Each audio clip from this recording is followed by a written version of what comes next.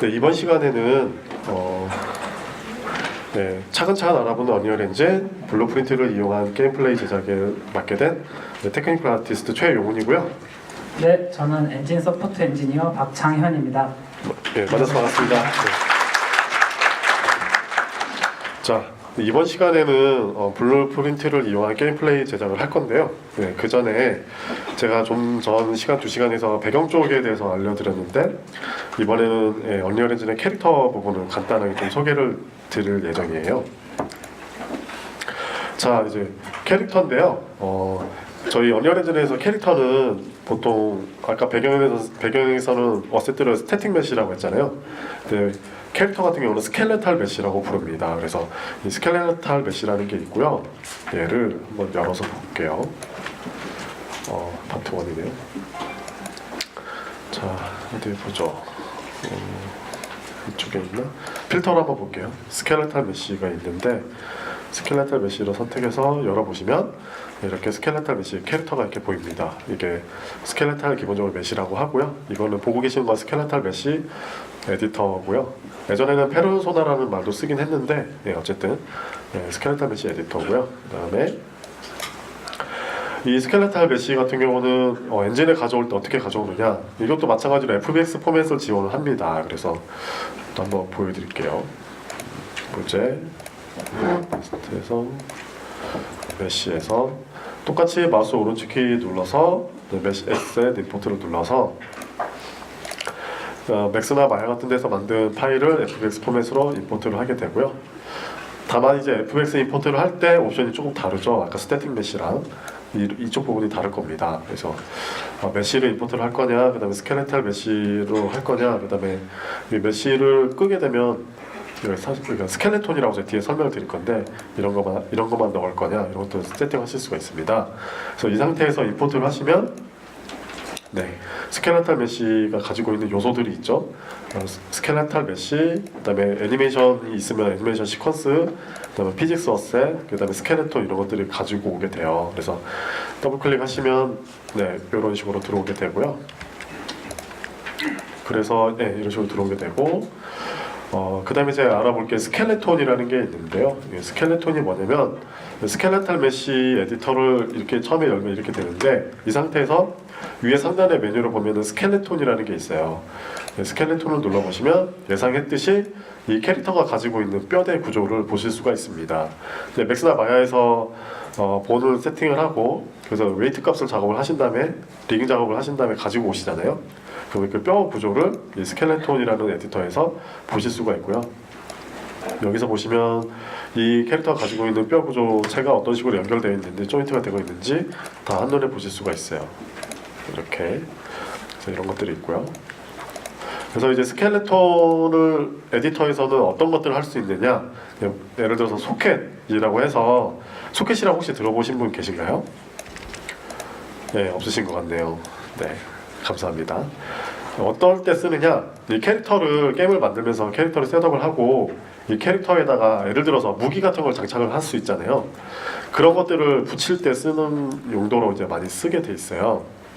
근데 한번 제가 직접 작업을 한번 해볼게요. 오른쪽 손에 대한 본인데 여기다 소켓이라는 걸 추가해 보겠습니다. 스켈레톤 트리에서 마우스 오른쪽 키를 누르고 소켓 추가라는 게 있어요. 소켓 추가를 눌러주시면 이 소켓이 이렇게 추가가 됩니다. 뷰가 너무 빠르네요. 좀 줄여볼게요. 이렇게 소켓을 추가를 할 수가 있고요. 이 소켓을 그 위치를 조절을 해서 여기다 아이템을 붙일 건데, 이 붙이는 거는 이제 보통 블루프린트에서 아이템을 스폰을 하거나 이렇게 하실 수도 있고, 이 소켓의 좌표가 어떻게 제대로 정상적으로 작동을 하고 있는지 모르잖아요. 그런 거 보시기 위해서 프리뷰 메시를 넣으실 수가 있어요. 그래서 이 소켓을 선택을 하시고 지금 마우스 오른쪽을 눌러 보시면 프리뷰 어셋 추가라는 게 있어요. 이걸 선택을 하셔서 보시면 이렇게 들어갑니다. 어디서 많이 본 것 같네요. 잘못 들어간 거죠? 이럴 때는 이렇게 로테이션 합니다.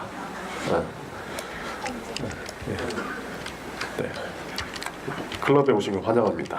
네. 근데 어쨌든 이런 식으로 해서 아이템을 붙이는 걸 미리 이건 그냥 미리 보기예요. 미리 보기에서 보는 건데요. 나중에 본인이 만드신 아이템을 장착을 할 때 어떻게 보일지는 이걸로 컨트롤 하시면 되는 거예요. 그래서 소켓이라는 게 있다는 거 알아두시면 좋을 것 같고요.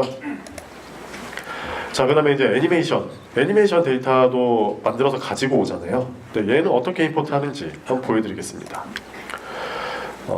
이쪽으로 가서 이쪽에서 한번 임포트를 해볼게요. 마우스 오른쪽을 누르고 역시 마찬가지로 FBX 포맷을 가지고 올 건데요. FBX 포맷을 선택을 하시면 여기서 좀 다른 게 있어요. 애니메이션 같은 경우 어떤 게 있느냐, 스켈레톤, 새로 스켈레톤을 만들 것인지 아니면 방금 얘가 가지고 왔을 때 스켈레톤이 있었잖아요. 뼈대가 있었잖아요. 그 뼈대를 사용할 건지 물어봐요. 그래서 선택을 해보시면 지금 테스트에 있는 메시의 제 스켈레톤이죠. 이거를 선택을 하고 임포트를 눌러주시면 이 뼈대를, 얘가 지금 만든 이 뼈대를 사용해서 애니메이션을 임포트를 한 거예요. 더블 클릭하시면 그 뼈대에 맞춰서 애니메이션이 작동하는 걸 보실 수가 있습니다. 그래서 애니메이션을 이런 식으로 가지고 오고요.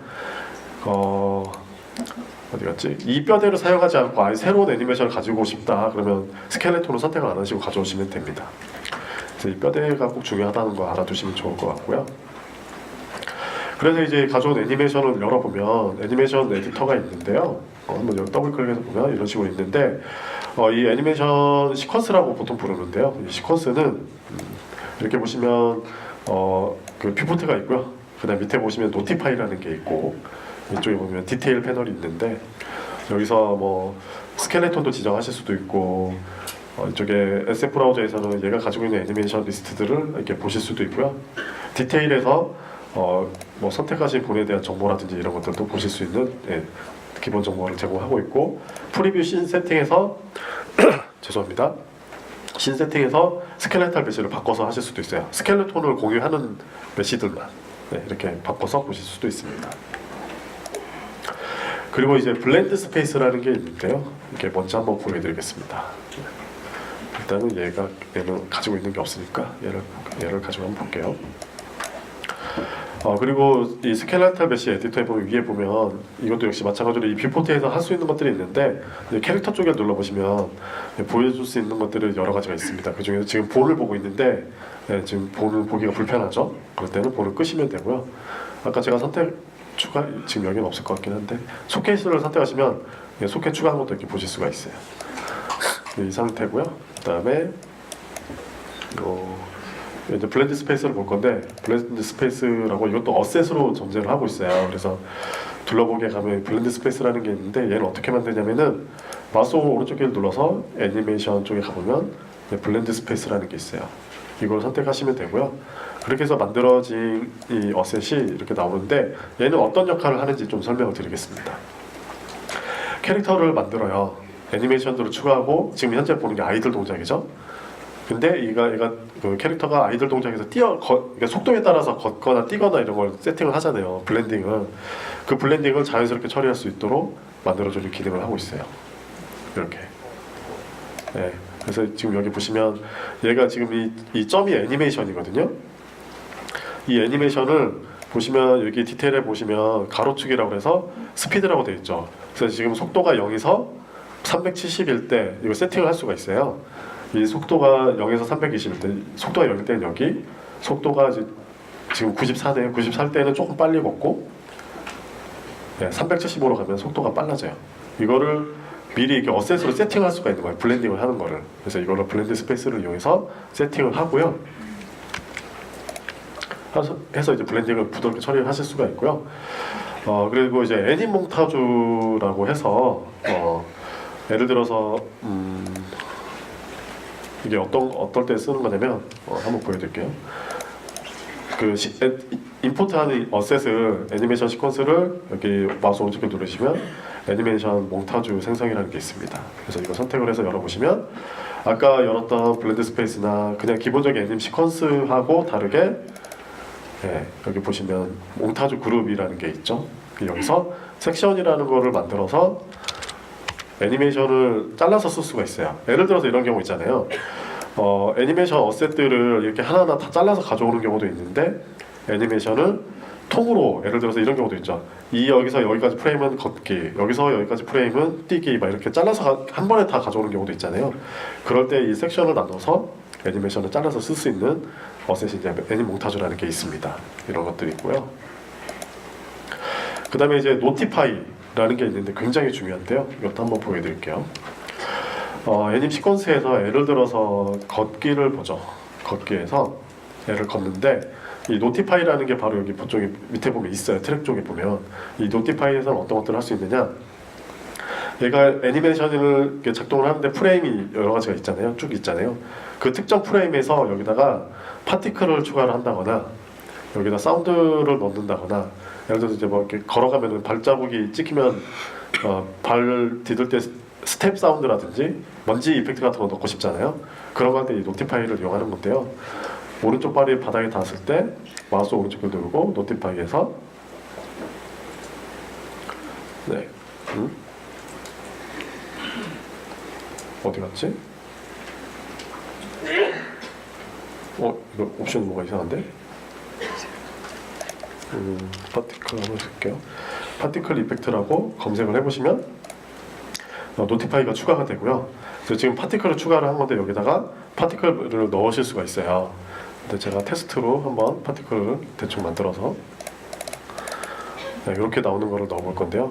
루프를 끄고 한번 해보겠습니다. 네, 여기다가 방금 만든 파티클 이펙트를 넣었어요. 그러면 이렇게 나옵니다. 그리고 얘를 복사를 해서 오른쪽 발에 갔을 때 추가를 또 하면 이렇게 나오고요. 얘를 어태치를 해서 특정 본에다 붙이실 수도 있어요. 그래서 본 그릭에서 모든 계층 구조를 보고 스켈레톤을 볼게요.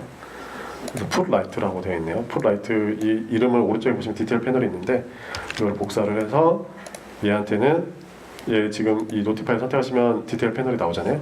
본 이름에다가 추가를 할 수가 있어요. 이렇게. 그러면 어떻게 되느냐? 이렇게 됩니다. 자, 본 그릭에서 본을 꺼볼게요. 그러면 이 발에 어태치가 돼서 그 파티클 이펙트가 나오는 걸 볼 수가 있죠. 네, 이런 식으로 할 수 있는 게 노티파이라는 게 있어요. 그리고 애니메이션 블루프린트라는 게 있는데요. 이게 뭔지 한번 보여드리도록 할게요. 이 캐릭터를 움직이게 하기 위해서 블렌드 스페이스라는 걸 준비를 했고, 애님 시퀀스라든지 뭐 몽타주 이런 것들을 준비를 했잖아요. 근데 얘가 실제 게임에서 작동하게 하려면 애니메이션 블루프린트라는 게 있어야 돼요. 그래서 애니메이션 블루프린트도 위에 메뉴에 보시면 끝에 보면 블루프린트라는 탭이 있는데 이거 눌러주시면 애니메이션 블루프린트 어셋이 이렇게 에디터가 나옵니다. 그 중에서 보셔야 될 게 여기 보시면 프리뷰로 보는 게 있고요. 그다음에 내 블루프린트, 현재 자기가 작업하고 있는 블루프린트에 대한 정보가 있고, 워크뷰가 있고, 디테일 패널이 있습니다. 비슷하죠? 그다음에 애니 프리뷰 에디터, 어셋, 그 에셋 브라우저가 있고요. 여기서 중요한 게 이벤트 그래프하고 애님 그래프라는 게 있는데요. 먼저 이벤트 그래프에서는 무엇을 하느냐? 아까 블렌드 스페이스에서 속도에 따라서 애니메이션이 블렌딩 되게 어셋을 만들었죠? 근데 이 속도를 어디서 세팅을 해줘야 되잖아요. 그 속도 세팅을 여기서 해주는 거예요. 이벤트 그래프에서. 캐릭터를 가지고 와서 캐릭터 이제 get 폰 오너에서 캐릭터를 가지고 오고 여기다 속도를 지금 셋업을 해줘. 변수를 하나 만들어 가지고 벨로시티 값을 가지고 그 벡터의 길이를 가지고 스피드를 만든 거죠. 세팅을 해준 거죠. 이 세팅해준 값을 블렌드 스페이스를 이용해서 속도가 올라가면 애니메이션 블렌딩 되게 처리한 겁니다. 이런 식으로 하는 거고요. 그 다음에 애닝 그래프라는 게 있어요. 애닝 그래프라는 게 있는데 이걸 더블 클릭을 하시면 애닝 그래프라는 게 이렇게 있는데 여기 보시면 최종 애니메이션 포즈라고 써 있죠. 이 애닝 그래프는 뭐를 하느냐? 이 캐릭터를 가지고 어떤 상황일 때 어떤 특정 애니메이션을 작동하게 해라. 이런 기준들을 정하실 수 있는 게 바로 이 애님 그래프입니다. 그래서 보통 이제 스테이트 머신이라는 걸 이용해서 작업을 하는데요. 이 스테이트 머신을 만드실 때 마우스 오른쪽에 누르시면 스테이트 머신 검색해 보시면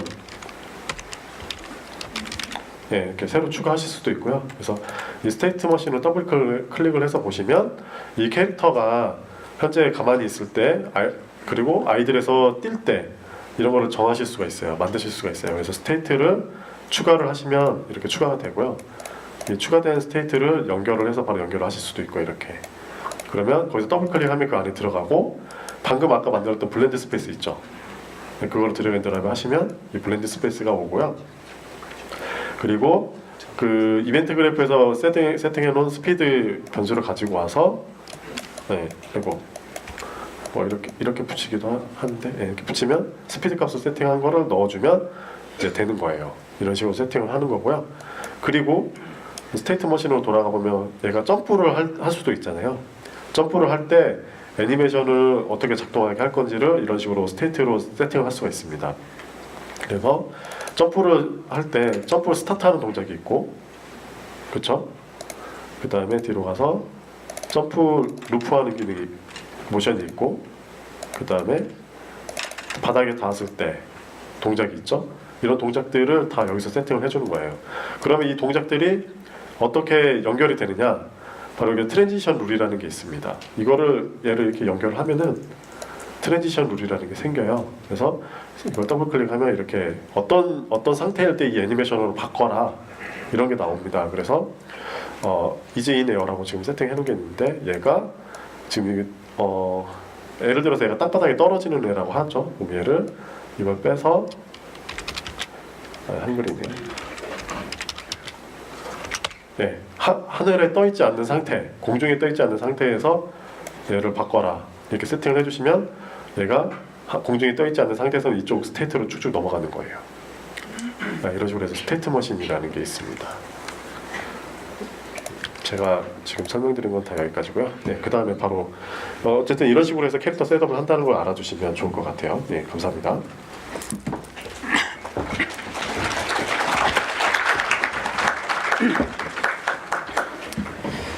네, 지금까지 그 배경과 캐릭터를 통해 가지고 그 에셋들을 만드는 과정을 좀 보셨다면요, 제가 지금부터 말씀드릴 거는 그런 시각적으로 눈에 보이는 요소가 아니라 게임의 재미를 만드는 요소를 어떻게 만드는지에 대해서 말씀을 드릴까 해요.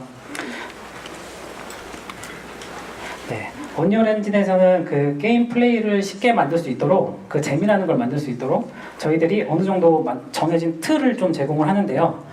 그게 게임 플레이 프레임워크이고요. 그 클래스들이 어떤 게 있는지 제가 하나씩 좀 말씀을 드리도록 하겠습니다. 네, 총 7가지 정도를 기억하시면 좋을 것 같은데요. 먼저 게임 모드에 대해서 말씀을 드리자면요. 네, 게임 모드는 지금 말씀드린 게임 플레이 프레임워크에 존재하는 모든 클래스들에 대해서 어떤 게임에서는 어떤 클래스를 쓰고 다른 B라는 게임에서는 B 클래스를 쓰고 이런 것들을 다 지정할 수 있도록 하게 해주는 클래스입니다. 그리고 게임 모드에서는 이 게임이 어떻게 동작해야 되겠다라는 로직이랑 게임의 룰 같은 거를 결정할 수 있는 기능을 제공하고 있고요. 그리고 이 정보는 만약에 멀티플레이 게임을 내가 만든다라고 하면은 서버에 존재하는 데이터입니다. 왜냐하면 클라이언트에서 룰을 막 마음대로 바꿀 수 있으면 안 되겠죠. 그래서 서버에서 그 룰들을 컨트롤할 수 있도록 서버에만 존재하게 되어 있고요. 만약에 게임 모드를 만든다면 그럼 이런 것들을 컨트롤하실 수 있을 거예요. 예를 들어 지금 내가 만드는 게임에 플레이어와 관전자가 뭐 이름들이 뭔지 그런 것들 정보나 지금 현재 게임의 최대 관전자 수는 몇이나 될 거다 라는 것들이나 아니면 내 캐릭터가 죽었을 때 리스폰 시킬지 말지, 그리고 게임을 플레이하다가 일시정지 시킬 수 있는지 없는지, 뭐 그런 정보들을 게임 모드에서 다 컨트롤하고 관리하시는 거예요. 그러니까 게임에 일반적으로 알고 있는 게임이 굴러가는 방식을 다 컨트롤하신다고 보시면 돼요. 그래서 실제로 게임 모드가 돌아가는 걸 한번 좀 보여드리자면요. 네, 일단 비어있는 레벨 하나 만들어 놓고 언리얼 엔진에서는 그 현재 돌아가고 있는 게임이 어디서 어떤 게임 모드를 사용해야 되는지 제가 참고로 말씀드리자면 지금 감기에 좀 걸려가지고 기침을 하더라도 좀 양해 부탁드립니다. 네, 그래서 어떤 게임 모드를 사용하고 있는지 정보들을 이곳에서 월드 세팅이라는 곳에서 세팅할 수가 있는데요. 여기서 내가 사용하고 있는 게임 모드를 만약에 3인칭용 게임으로 만들겠다 라고 하면은 이 상태로 게임을 플레이하면 캐릭터가 3인칭으로 게임처럼 나와서 잘 돌아다니고 있는 걸 보실 수 있죠. 실제로 움직이고 뭐 뛰고 이런 것들 다 되고요. 그런데 네가 이 게임을 3인칭이 아니라 퍼스트 퍼슨 게임 모드, 즉 1인칭용 게임으로 만들겠다 라고 해서 세팅을 하시면요, 이대로 플레이를 또 해볼게요. 그러면 1인칭용 게임처럼 동작하도록 되어 있습니다. 이것들이 가능한 거는 게임 모드 내에서 이 게임 모드가 세팅한 실제 게임 플레이에 관련된 클래스들을 여기서 다 정의를 해놨기 때문에 그런 거예요. 그리고 그 내부에서도 블루프린트를 게임 모드를 여시면 여기서 디테일, 여기 월드 세팅에 있는 것과 동일한 정보가 디테일 패널에 뜨는 걸 보실 수 있는데요. 여기서 이제 블루프린트로 가지고 아까 말한 뭐 일시 정지가 가능한지 안 한지, 뭐 지금 관전자 수를 제한할지 말지에 대해서 여기 블루프린트를 가지고 정할 수 있는데요. 일단 블루프린트에 대해서 앞선 세션에서 이야기를 좀 들으셨겠지만 제가 조금 더 설명을 말씀을 드리자면요. 블루프린트는 저희가 제공하는 비주얼 스크립팅 툴이고요. 말 그대로 분석하면 비주얼로, 그러니까 코드를 직접 안 짜고 노드를 연결해가지고 스크립팅, 로직을 구현하는 툴입니다. 그래서 오른쪽에 뭐 이미지 보시면 실제로 블루프린트만 가지고 지금 이런 게임 같은 걸 만든 걸 보실 수 있는데요. 지금 이 캐릭터가 움직이고 발생하는 뭐 얘를 맞췄다 어쨌다 이런 것들에 대한 표시가 지금 블루프린트로 바로 보실 수 바로 확인할 되는 걸 보실 수 있고요. 이 블루프린트는 일반적인 코드와 달리 약간 이벤트 기반으로 처리가 되어 있어요. 그러니까 이벤트 기반이라는 게 뭐냐면 내가 어떤 액터에 대해서 이 액터가 처음에 레벨에 짠 등장했을 때 이 블루프린트가 저에게 비긴 플레이라는 이벤트가 발생했어요 라고 알려주면 저는 이 비긴 플레이, 그러니까 얘가 플레이가 시작됐다라는 그 시점에 맞춰서 내가 해주고 싶은 것들을 추가하는 형태예요.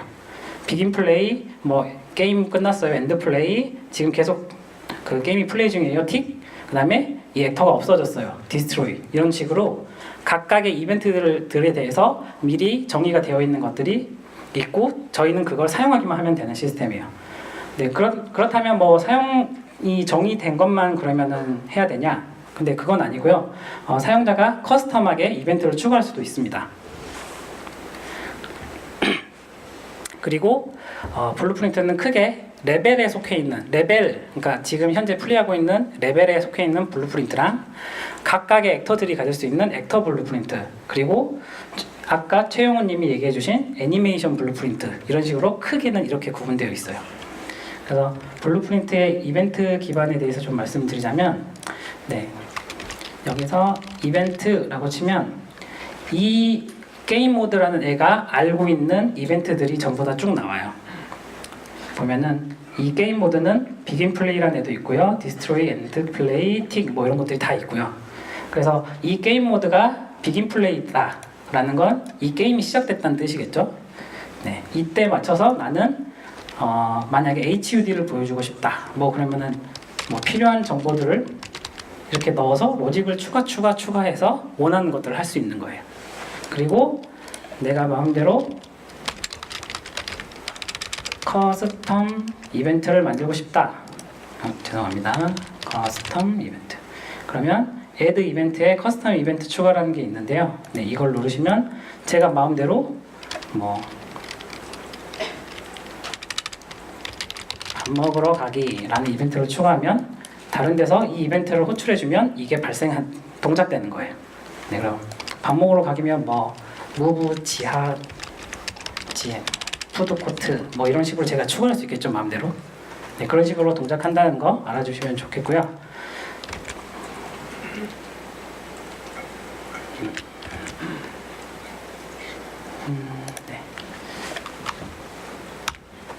그래서 일단 게임 모드에 대해서는 이 정도 말씀드리고 그러면은 다음 클래스에 대해서 말씀드리자면 게임 스테이트라는 게 있는데요.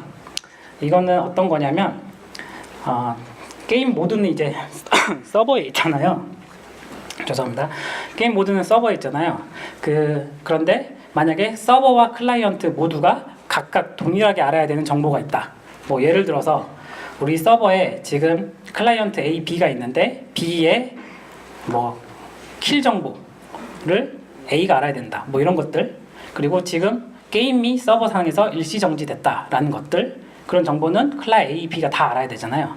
그런 것들은 게임 스테이트라는 걸 통해서 데이터를 교환하실 수 있습니다. 네, 그리고 게임 인스턴스는 이것은 게임 생성 시에 스폰되는 앤데요. 얘는 반대로 게임 모드와 반대로 클라이언트에만 존재해서요.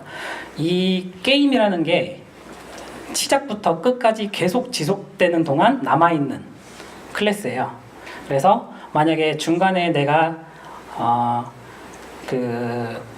평지 레벨에서 막 돌아다니다가 A라는 마을의 입장에서 레벨이 바뀐다라고 쳤을 때 이 평지에 있던 상태에서 다른 마을로 넘어갈 때 데이터가 날아가면 안 되는 중요한 게 있다라고 한다면 이 게임 인스턴스에다가 저장을 해놓으면 되는 거죠. 네, 그런 용도로 사용하는 클래스이고요. 네, 그 다음에는 플레이어 컨트롤러라는 게 있는데요. 이 부분은 정말 중요한 부분이라 좀 집중해 주셨으면 좋겠는데 일단 하나씩 이것도 얘기 드리자면 플레이어 그리고 컨트롤러입니다. 말 그대로 플레이어, 사람이 컨트롤러, 그러니까 폰이라는 걸 컨트롤할 때 사용하는 게 플레이어 컨트롤러인데요. 여기서 폰은 뭐냐면 그 체스의 말 중에 쪼를 저희가 원래는 폰이라고 부르잖아요. 그 폰이 이 폰이랑 같은 거예요. 무슨 말이냐면 이 폰을 우리가 체스 말 그 판 위에서 이 위치에서 저 위치로 옮기잖아요. 그것처럼 컨트롤할 수 있는 것들에 대해서 언리얼 엔진에서는 폰이라고 부릅니다. 내가 옮길 수 있는 것들. 근데 그러니까 만약에 일반적으로 언리얼 엔진에서 레벨에 배치가 되는 모든 애들을 저희는 액터라고 불러요. 그러니까 연기자, 액터라고 부르는데 만약에 땅, 불, 집, 뭐 말, 사람, 뭐 바위 이런 것들로 이루어진 레벨이 있다면 거기서 만약에 폰이 될 수 있을 만한 거는 뭐 말이나 사람이 되겠죠. 우리가 움직일 수 있는 것들, 움직이겠다고 한 것들. 물론 뭐 바위를 굴리는 게임을 만들고 싶으시면 바위가 폰이 될 수도 있고요. 네, 그래서 컨트롤 가능한 것이 폰인데요. 그러면 플레이어 컨트롤러, 그러니까 사람이 컨트롤하는 거 말고 또 뭐가 있느냐라고 하면 AI 컨트롤러라는 것도 있습니다. 이거는 사람이 아니라 AI가 폰을 컨트롤하는 거예요. 이 AI 컨트롤러는 다음 세션에서 직접 사용하니까 같이 보시면 좋을 것 같아요. 네, 그래서 플레이어 컨트롤러에 대해서 얘기를 드리자면 일단 플레이어 컨트롤러는 플레이어 컨트롤러가 다루는 폰 있잖아요. 이 폰에 대해서 플레이어 컨트롤러는 하나지만 만약에 폰이 한 10개 있다라고 할 때 1번 폰에서 2번 폰, 2번 폰에서 3번 폰으로 마음대로 왔다 갔다 거리면서 컨트롤할 수가 있습니다. 그 기능을 언리얼 엔진에서는 빙의라고 부르는데요. 이 빙의 기능으로 지금 오른쪽에 나와 있는 그 꼭두각시 인형 조절하는 컨트롤러가 플레이어 컨트롤러고요. 손이 사람이고 안에 있는 꼭두각시가 폰이라고 생각하시면 돼요. 네, 그래서 거기서 컨트롤러 놔두고 저 꼭두각시만 계속 바뀌는 거죠. 이게 빙이고요. 그래서 플레이어 컨트롤러 내부에는 뭐 폰에 담기지 않아야 될, 폰에만 한정된 정보가 아닌 뭐 플레이 자체에 관련된 정보들을 담을 때 사용하시면 좋고요. 플레이어 KDA 같은 것도요. 그리고 플레이어 컨트롤러는 레벨이 로드될 때 아까 우리가 게임 모드에 지정한 클래스로 자동으로 생성이 됩니다. 네, 그리고 이 정보 플레이어 컨트롤러는 서버도 하나 가지고 있고 저의 클라이언트도 하나 가지고 있어요. 그래서 서로 데이터를 주고받으면서 동기화를 하죠. 대신 만약에 서버 하나에 클라이언트 A와 B 이렇게 두 개가 있다면 클라이언트 A에 있는 플레이어 컨트롤러는 클라이언트 B에 있는 컨트롤러를 알 필요가 없습니다. 왜냐하면 걔 입력이랑 뭐 걔 정보 같은 거는 이미 다른 걸로 다 이미 알아내고 있으니까요. 네, 이렇게 되어 있고요. 그래서 뭐 다시 정리를 해드리자면 게임과 실제 플레이어 간의 인터페이스 역할을 하고 있는 클래스고요. 중요한 키포인트로는 지금 유저의 인풋에 따라서 회전이 어떻게 될지에 대해서 관리하는 역할을 얘가 하고 있고요. 그리고 뭐 팁이지만 마우스 커서를 이 게임에서 이렇게 띄울 거냐 말 거냐에 대한 컨트롤도 얘가 관리를 하고 있습니다. 네, 그리고 다른 게임 플레이 클래스들에 항상 접근할 수 있거든요. 왜냐하면 서버에도 있고 나도 갖고 있고. 그래서 얘가 굉장히 중요한 역할을 하고 실제 만약에 게임을 만드신다면 얘를 굉장히 많이 활용하실 거예요.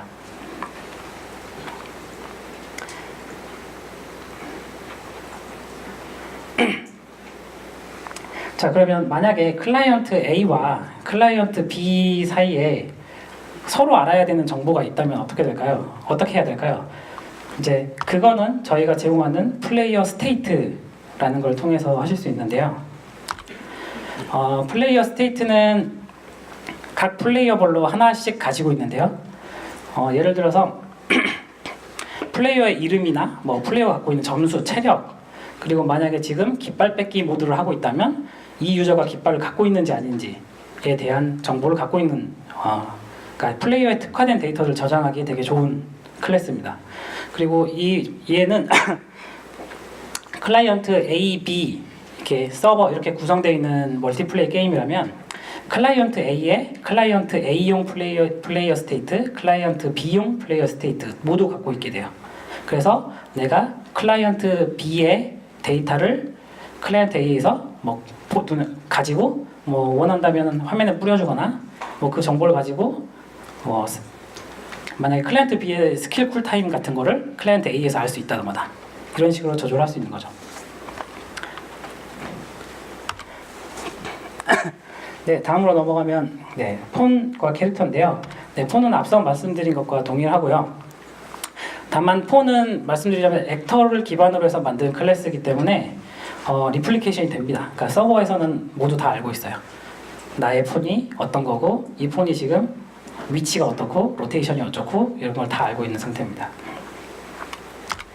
네, 그리고 중요한 거는 이제 그 폰 중에서도 저희가 많이 쓰는 약간 인간 형태의 폰들을 저희가 캐릭터라는 이름으로 따로 좀 구성을 해놨어요. 그래서 실제 게임에서 뭐 인간이 아닌 것보다 인간이 나오는 게 훨씬 더 많잖아요. 그래서 인간처럼 움직이는 동작 기능들을 저희들이 캐릭터 무브먼트라는 애로 만들어 놓고 이미 이 캐릭터라는 애한테 다 붙여놨습니다. 그래서 인간처럼 걷기, 수영하기, 날기, 뭐 떨어지기 등등의 상태에서 얘가 어떻게 동작해야 된다라는 것들을 미리 세팅해 놓고 값만 바꾸시면 그 상태를 쉽게 만드시도록 해놓은 거예요. 그리고 뭐 서버와 클라이언트 간의 통신이 뭐 네트워크가 별로 안 좋은 상태에서 클라이언트는 이미 움직였는데 서버는 안 움직이고 있다라고 판단한다면 뭐 그런 것들에 대해서 자동으로 보관해주고 이런 것들도 다 지원이 되어 있습니다. 네, 그래서 지금 쭉 설명을 드린 것들을 한번 보여드릴게요. 네.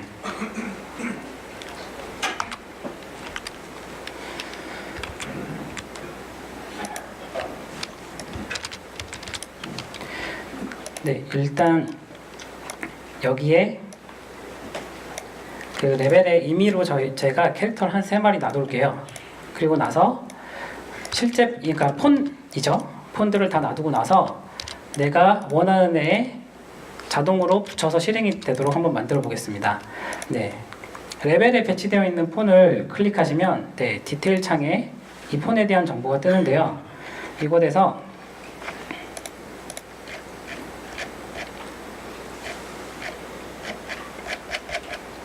네, 정보가 엄청 많죠.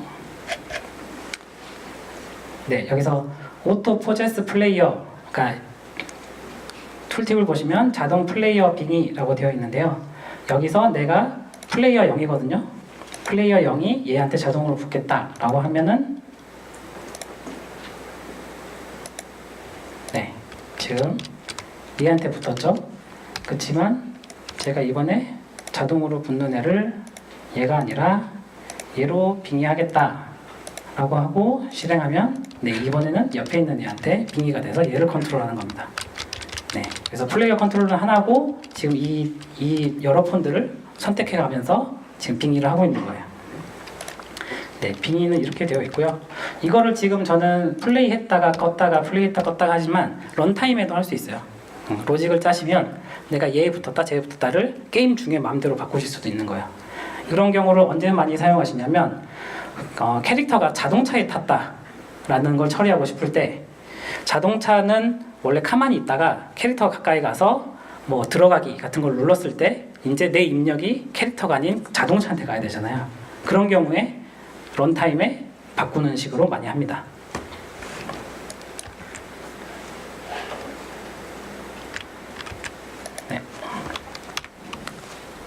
네, 그리고 HUD라는 게 있는데요. 이제 게임을 플레이하면은 이제 게임에 대한 정보를 유저한테 알려줘야 될 거 아니에요. 그러니까 지금 상태가 어떤지를 서로 알아야 되니까 플레이어가 알아야 되니까요. 그래야 뭔가 결정하고 지금 스킬을 쓸지 도망을 갈지 같은 걸 알 수 있겠죠. 그걸 하는 게 HUD인데요. 일단 HUD랑 UI를 좀 구분해서 말씀드리자면 HUD는 화면에 계속 보이지만 나랑 상호작용은 안 되는, 그러니까 뭐 체력바 이런 것들을 HUD라고 보통 하고요. 만약에 지금 아이템 구매 버튼을 눌렀다 라는 경우들은 이런 버튼 같은 건 UI라고 이제 좀 구분해서 얘기를 드릴게요. 그래서 이 HUD는 서버와 클라이언트 상에서 사실 서버는 알 필요가 없고요. 클라이언트만 갖고 보여주기만 하면 되니까 클라이에만 존재하는 정보입니다. 네, 그래서 만약에 예를 들어서 싱글 플레이어 게임을 만드신다라고 하시면 이 7가지 중에서 이렇게 5가지 정도는 아마 사용하실 거예요. 그러니까 게임 스테이트, 뭐 다른 클라이언트에 대해서 정보를 알 필요가 없으니까 필요 없고요. 플레이어 스테이트도 마찬가지고요. 이제 나머지 것들을 사용하실 테고, 멀티플레이를 만드신다면 아마 이것들을 다 아셔야지 정말 편하게 게임을 만드실 수 있을 거예요. 네, 그래서 일단 저희 핸즈온으로 저희 그 샘플 프로젝트 올려놨었는데 혹시 다 보셨나요? 네, 그거에 대해서 먼저 한번 간단히 좀 보여드릴게요. 안 보신 분들이 있을 수도 있으니까요.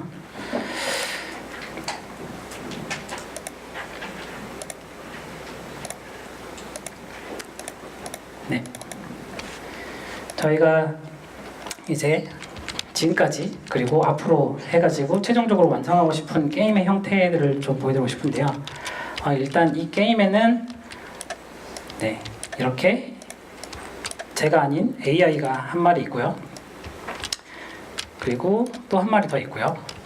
그래서 플레이어는 이곳에서 시작해서 저 AI들에게 잡히지 않고 제가 뒤에 가서 저 AI를 잡으면 이기는 게임을 만드는 거예요. 플레이를 해보도록 하겠습니다. 그래서 이렇게 되어 있고요. 처음에는 좀 걸어 다니다가 제가 Shift를 눌러서 달리고 싶을 때 달릴 수 있고요. 가까이 가서 네, F키를 누르면 네, 죽었죠? 제가 잡은 겁니다. 술래잡기예요. AI와 함께하는. 자, 그럼 반대로 AI는 저한테 어떻게 반응할까요? 자, 한번 들켜볼게요. 네, 살벌하죠 지금? 불 켜고 띄우는 게. 그러다가 네, 제가 멀어지면 포기하고 다시 원래 자기가 다니던 대로 돌아가고. 네, 이런 게임을 만들어 볼 생각입니다. 네, 그만 쫓아왔으면 좋겠는데. 네, 됐죠? 이런 게임을 저희가 만들어 볼 거예요. 한번 그 끝까지 좀 보여드릴까요? 얘를 잡았을 때, 네, 네가 이겼다 라고 하면서 다시 할 거냐 나갈 거냐 스코어 리셋할 거냐 이런 것들을 한번 해볼게요. 이건 다 샘플 올라가 있으니까요. 그 집에 가서라도 꼭 보시면서 네, 오늘 했던 것들 한번 리마인드 하시는 것도 좋을 것 같습니다. 네, 그리고 참고로 그 핸즈온이 좀 예상보다 빠르게 진행될 수도 있어요. 그래서 그리고 제가 중간에 중복되는 부분들을 건너뛸 생각이기도 하고요. 그래서 혹시 지금 그 노트북이 있으시거나 하신 분들은 다음 세션용 혹은 제가 방금 보여드린 파이널 프로젝트를 내려받으셔서 구성된 거를 그냥 같이 보면서 왜 이렇게 구현을 했는지에 대해서 좀 집중하면서 같이 보시면 좋을 것 같습니다. 네, 그래서 먼저 파트 1 프로젝트를 사용해 보도록 할게요.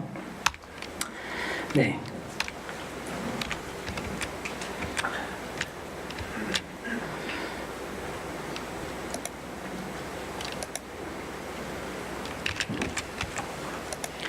잠시만요. 지금 꺼야 될 일을 안 끄고 다른 데를 꺼버렸습니다.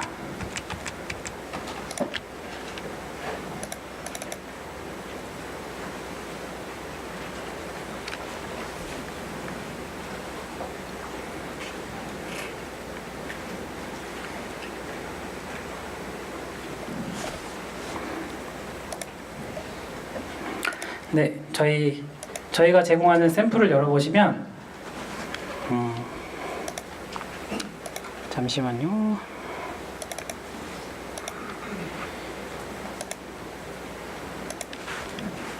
자, 뒤에 분들이 잘 안 보이신다는 의견이 있어서 자, 이렇게 하시면 좀 뒤에서 보이시나요? 이제 이렇게 줌인 줌아웃 할 수 있거든요. 네, 그래서 보시면 네,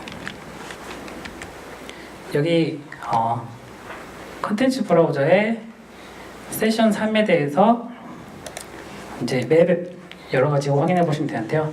그러면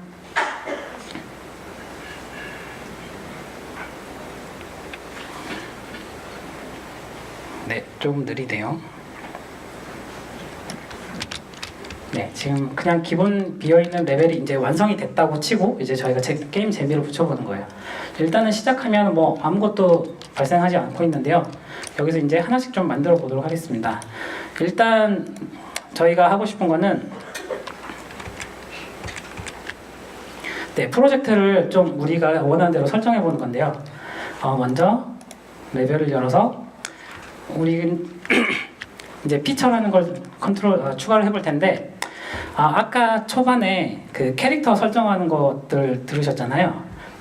저희는 언리얼 엔진에서 미리 3인칭 게임은 이런 식으로 만드시고 뭐 1인칭 게임은 이런 식으로 만드시고 라고 어느 정도 저희가 잡아서 제공해 드리는 샘플 같은 게 있어요. 네, 그리고 그 중에서 기능들을 모아놓은 게 피처인데요. 여기서 이 피처를 눌러서 게임에 마음대로 추가하실 수가 있습니다. 그래서 뭐 1인칭 게임을 만들고 싶다라면 여기 피처를 추가하시면 되고 3인칭용을 만들고 싶다 그러면 3인칭용을 하시면 되고 만약에 내가 지금 증강현실용 앱을 만든다 하시면 이거 사용하시면 되고요. 뭐 되게 많아요. 가상현실용도 있고요. 횡스크롤용 게임도 있고요.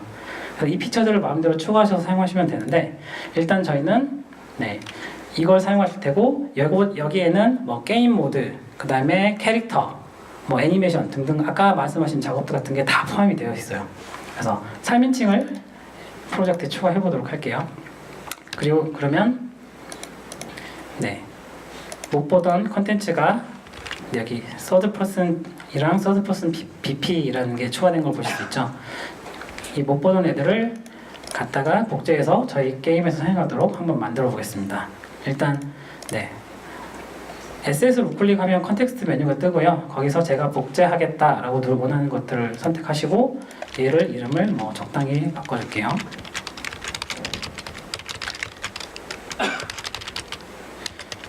네, BP 스닉 게임의 캐릭터라는 애로 이름을 만들었고요. 얘를 뭐 어디든 사실은 상관없지만 제가 원하는 위치에다가 네, 이동을 하겠습니다. 네, 그래서 언리얼 엔진에서는 그 에셋을 특정 폴더에 넣으면 이곳에 복사를 할지 이동할지를 선택하도록 되어 있는데요. 뭐 여기서 원하시는 것들을 주로 하시면 돼요. 네, ESC를 누르면 취소가 되고요. 자, 그래서 일단 캐릭터는 하나 만들어서 복사를 했고요. 그리고 나서 여기에 적합한 게임 모드를 하나 만들어 보도록 할게요. 이거는 PPT는 나중에 다 공개가 되니까요. 그러니까 핸즈온에서 어차피 제가 하지만 나중에 보시기 편하도록 적어 놓은 거라서 나중에 직접 해보실 때 참고하시면 좋을 것 같습니다. 네, 그래서 만약에 여기다가 새로운 게임 모드를 만들고 싶다 그러면 신규 추가해서 내가 추가하고 싶은 에셋인 블루프린트 클래스를 선택하시면 이 블루프린트 클래스가 어떤 애냐 결정할 수 있도록 창에 팝업이 하나 떠요. 그래서 나는 액터 블루프린트 클래스다, 뭐 폰용이다, 캐릭터용이다, 플레이어 컨트롤용이다 등등등 이런 게 뜨는데요. 여기서 저는 게임 모드용으로 게임 모드 베이스라는 애를 하나 선택해 보도록 하겠습니다. 그래서 뭐 이름도 적당하게 바꿔주고요. 네, 그래서 일단 얘는 설정한 게 없고 비어 있는 거라서 뭐 특별한 건 정보는 없고요. 여기서 주목해야 될 거는 아까 제가 말씀드린 이 게임 모드가 갖고 있는 가장 첫 번째 특징, 클래스들을 정의할 수 있다에 대해서 보면은 여기 디폴트 폰 클래스 있잖아요. 네, 디폴트 폰 클래스에 대해서 내가 원하는 클래스를 사용하도록 지정해 주도록 하겠습니다. 아까 제가 복제했던 BP 스닉 게임 캐릭터라고 세팅해 놓고 컴파일 하면은 변경이 적용이 된 거고요. 저장하면은 이제 세이브 한 거고요. 그리고 나서 이 게임이 내가 새로 만든 게임 모드를 사용하도록 세팅을 해줘야 될 텐데요. 그거는 게임이 갖고 있는 창에 월드 세팅이라는 게 있습니다. 네. 그래서 이 월드 세팅에 게임 모드를 선택하는 곳이 나오고요. 여기서 우리가 지정한 BP 스닉 게임 모드라는 걸 지정해주면 네, 제가 지정했던 정보가 네, 잘 들어가 있죠. 디폴트 폰 클래스가 들어가 있고요. 그래서 이걸 한번 테스트 해보려면 게임에 이제 내가 플레이어가 처음에 시작하는 포인트를 지정을 해주면 되는데요. 네, 플레이어 스타트라는 걸 레벨에 배치해 놓고 짠 하고 플레이를 누르면 네, 제가 추가한 캐릭터 폰이 자동으로 스폰돼서 들어갔고 제가 입력하는 입력받아 처리하는 걸 보실 수 있습니다. 네, 이런 식으로 되어 있죠.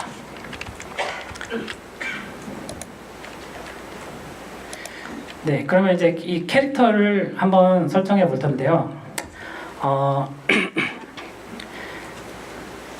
일단 캐릭터에 대해서 조금 바꾸고 싶은 게 있는데 먼저 이 캐릭터가 지금은 되게 3인칭에서 발바닥까지 다 나오잖아요. 그게 아니라 약간 숄더, 어깨까지만 딱 화면이 끊어졌으면 좋겠어요. 아까 저희 최종에서 봤던 것처럼요. 그리고 그 카메라 위치도 살짝 바꿨으면 좋겠고요. 그거는 저희 캐릭터 안에 카메라가 붙어져 있는데요. 캐릭터 에셋을 더블 클릭하시면 이 캐릭터가 갖고 있는 로직이 일단 나오고요. 그리고 좌측 상단에는 이 캐릭터가 갖고 있는 컴포넌트들, 기능들, 요소들이 다 나오는 걸 보실 수 있습니다. 특히 이 중에서 보고 싶은 건 이 카메라 붐인데요. 이름은 카메라 붐이라고 했지만 실제 컴포넌트 이름은 스프링 암이거든요. 이 스프링 암은 언제 쓰는 거냐면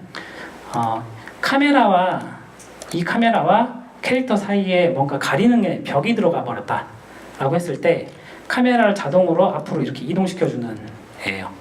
그러니까 게임 같은 거 플레이하시면 많이 보셨겠지만 실제로 이렇게 가서 내가 벽에다 대고 등을 지면 잘 안 보이네요. 여기서 등 지면 이렇게 붙어주는, 이게 스프링 암이 자동으로 해주는 거거든요. 네, 그 스프링 암의 거리를 조금 조절해 보도록 하겠습니다. 스프링 암의 위치를 조금 위로 올리고요. 그 다음에 팔로우 카메라도 조금 수정해 볼게요. 네, 살짝 오른쪽 어깨가 많이 나오도록 변경하고요. 또 포브 값도 변경해서 내가 지금 시야에 보이는 숫자를 좀 좁히는 거예요. 그러니까 내 시야 각이 되게 좁게. 그래서 더 박진감 넘쳐 보이겠죠. 그러면 스피드 있어 보이고요. 이렇게 한 다음에 컴파일하고 저장한 다음에 플레이를 하면 네, 아까랑 뷰가 달라졌죠? 네, 조금 더 캐릭터가 더 크게 보여서 게임에 집중돼 보이고, 그 다음에 캐릭터가 중간이 아니라 살짝 치우쳐 있어서 화면도 다 볼 수 있고요.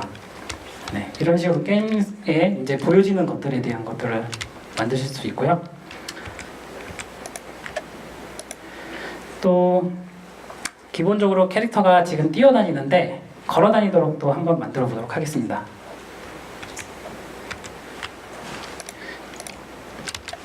네, 캐릭터에 보시면 제가 아까 캐릭터는 캐릭터 무브먼트 컴포넌트라는 애가 의 모든 동작들, 걷는 거, 나는 거, 떨어지는 것들을 다 결정한다고 그랬잖아요. 이 캐릭터 무브먼트 컴포넌트는 여기서 찾으실 수 있는데요. 네, 다양한 동작에 대해서 저희가 지원을 해주는 컴포넌트입니다. 그래서 이 컴포넌트를 누르시면 이 컴포넌트에 대한 디테일이 뜨는데요. 내용이 정말 많아요. 네, 그래서 큰 카테고리만 좀 보자면 네, 걷기, 점프, 수영할 때 어떻게 동작할지, 날 때는 얼마나 어떻게 날아야 될지, 그다음에 뭐 중력은 받을지 안 받을지 등등을 다 여기서 컨트롤하는 거예요. 그래서 저희는 이 중에서 걷는 것과 관련된 거니까 네, 워킹에 비해서 보면은 워킹 쪽에 이제 최대 걷는 속도라는 게 있어요. 이거를 적당하게 네, 줄여보도록 하고요. 그리고 지금 저희는 이 게임에서 얘가 점프를 안 했으면 좋겠거든요. 근데 점프를 안 했으면 좋겠다는 건 얘한테 컨트롤하지 않고 이전에 다른 형태로 컨트롤을 한번 바꿔볼게요. 네, 캐릭터에 보면은 캐릭터의 컴포넌트에 관련된 설정은 뷰포트에서 처리하지만 얘 로직과 관련된 거는 이벤트 그래프에서 처리를 하는데요. 네, 이 이벤트 그래프에 보시면 여러 가지 입력 이벤트, 언리얼 엔진이 알고 있고 사용자가 그러니까 플레이어가 실제 사람이 눌렀다라고 인식된 것들을 전달해주는 이벤트가 있어요. 이 입력 이벤트 중에 네, 점프라는 게 있는데 저희는 이 점프를 안 하게 하도록 네, 그냥 지워버릴게요. 네, 그럼 끝이죠. 그리고 한 가지 더 하자면 이제 Shift를 눌렀을 때 달리도록 만들고 싶은데요. Shift를 눌렀을 때 달리도록 하려면 언리얼 엔진이 사용자가 누르는 키보드 혹은 마우스에서 받아들이는 모든 입력을 처리하는 것은 프로젝트 세팅에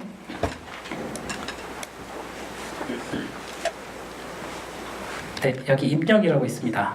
쟤를 누르시면 여기 바인딩이라는 게 있는데요. 그러니까 내가 누르는 키와 언리얼 엔진에 등록하는 이벤트를 연결한다라는 개념이에요. 특히 어떤 이벤트냐라면 액션 매핑이라는 게 있고 그 밑에 엑시스 매핑이라는 게 있는데요. 액션 매핑은 한 번 딱 눌러서 실행되는 거. 그게 액션 매핑이고요. 엑시스 매핑은 그 콘솔 컨트롤러의 스틱 같은 거 움직인다 라고 했을 때 내가 왼쪽으로 계속 기울이고 있으면 그 방향으로 캐릭터가 계속 움직이길 바라잖아요. 그런 거랑 같아요. 근데 액션은 한 번 딱 눌렀을 때 뭐 점프 팍 한다든지 한 번 딱 눌렀을 때 스킬 한 번 팍 쏜다든지 이런 걸 액션으로 하고요. 그래서 저희가 원하는 거는 근데 이제 저희는 축에 관련된 건 아니기 때문에 이제 여기다가 우리 새롭게 스프린트라는 액션을 등록을 하도록 하겠습니다. 그리고 이 스프린트라는 액션은 레프트 시프트, 왼쪽 시프트로 지정을 해놨고요. 꼭 왼쪽 시프트 말고 다른 애도 스프린트 버튼으로 등록하고 싶으면 여기다가 마음대로 추가하셔도 돼요. 네, 여기서 보면은 저희가 멀티 플랫폼을 지원하기 때문에 여러 컨트롤러에서 지원하는 모든 인풋들이 다 들어있어요. 여기 플스4용이 있고요, 뭐 엑스박스 원용도 있고요. 네, 이런 것들 그냥 다 여기다 넣으시면 지정해 주시면 되고요. 뭐 게임패드에 뭐 아무거나 하나 한번 넣어볼까요? 키보드에 숫자 6또 스프린트로 바꿔볼게요. 네, 그러면 이제 이 왼쪽 시프트와 6은 스프린트라는 액션이라고 가정이 돼서 이 스프린트 액션을 이제 저희가 처리해주면 되는 거예요. 그러면 다시 캐릭터로 돌아갈게요. 그 다음에 우리가 추가한 스프린트라는 액션이 여기 바로 그러면 등록이 돼요. 그래서 액션 이벤트, 그러니까 여기서 우클릭하고 검색하시면 원하는 블루프린트가 뜨는데요. 네, 방금 추가한 스프린트라는 이벤트가 추가 액션 이벤트로 추가된 걸 보이시고요. 그리고 누르시면 이 시프트라는 애가 프레스드 눌렸을 때, 릴리즈드 떼졌을 때 어떻게 동작할지를 결정할 수 있습니다. 그래서 보시면 캐릭터 무브먼트의 맥스 워크 스피드가 그걸 관리했잖아요. 그래서 캐릭터 무브먼트에 set 맥스 워크 스피드가 있다면 얘에 대해서 하나 더 복사할까요? 얘에 대해서 눌렸을 때는 600으로 이 값을 세팅하도록 블루프린트를 만들고요. 얘가 떼졌을 때는 다시 원상태인 원상태의 값으로 돌아오도록 이렇게 세팅하면 됩니다. 그러면 이 상태로 컴파일하고 저장했어요. 그리고 실행을 하면 처음에는 걸어 다니다가 제가 Shift 누르면 뛰고 다시 놓으면 다시 걷고, 그리고 6번 키도 입력했죠? 6번 누르면 뛰고 놓으면 걸어가고, 이런 식으로 만드실 수 있습니다.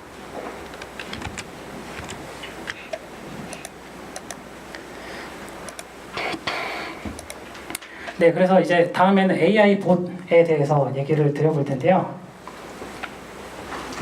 AI 봇은 그러면 어떻게 만드냐면 기본 세팅이니까 좀 간단하게만 말씀드리자면, 일단 캐릭터와 거의 같고요. 이 캐릭터를 복제해서 재활용하도록 할게요. 대신 캐릭터를 복제한 다음에 이름을 살짝 바꿔주겠습니다.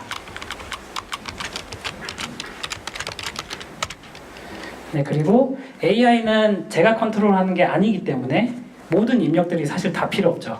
그래서 입력과 관련된 이벤트들은 다 지워버리고요. 다 지워버리고, 또 카메라도 필요 없죠. 제가 얘한테 빙의해서 화면을 볼 게 아니기 때문에. 그래서 카메라도 다 지워버리고요. 그리고 기본 클래스 세팅에서 얘가 AI 컨트롤러로 사용될 때 어떤 AI 컨트롤러를 쓸 거냐라는 걸 지정할 수가 있어요. 이 중에서 디투어 크라우드 AI 컨트롤러, 그러니까 사람들이 붐벼 있으면 그걸 피해 다니는 AI 컨트롤러 하나 만드는 거예요. 그러면 저희가 이게 제공하는 거기 때문에 그냥 사용하시면 되고요. 이렇게 설정한 다음에 아까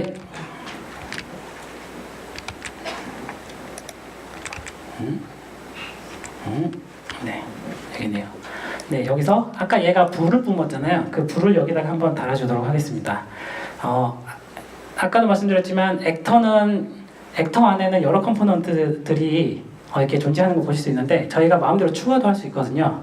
여기 좌상단에 컴포넌트 추가를 보시면 여기서 엔진이 미리 만들어 놔서 제공하는 여러 컴포넌트들이 있어요. 이 중에서 아까 포인트 라이트, 스팟라이트 이런 거 다 배우셨잖아요. 여기서 얘 전용으로 스팟라이트를 하나 붙여보도록 할게요.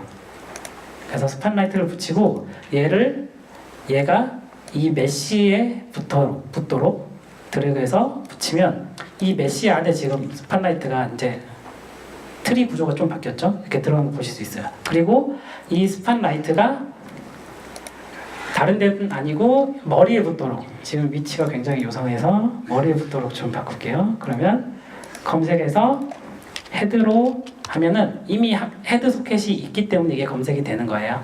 아까처럼 그 소켓을 막 임의로 추가하실 수 있거든요. 만약에 내가 오른손에 붙이고 싶다 그러면 핸드로 하시면 되고요. 소켓을 마음대로 추가하시고 거기에다 이렇게 붙이시면 됩니다. 그러면 이렇게 되죠. 그리고 적당히 위치를 잡아줘 볼게요. 그러면 얘는 이제 저 이마에서 불을 뿜는 굉장히 위협적인 녀석이 되었습니다.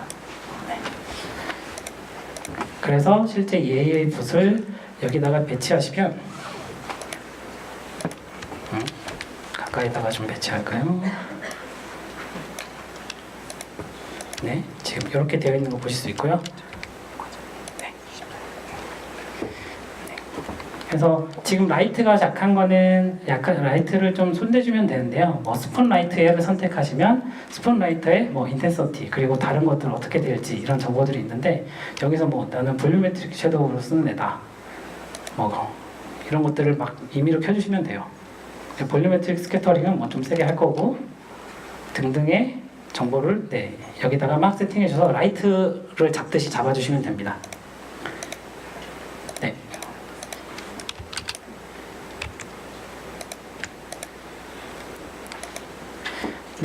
그래서 제가 준비한 건 일단 여기까지고요.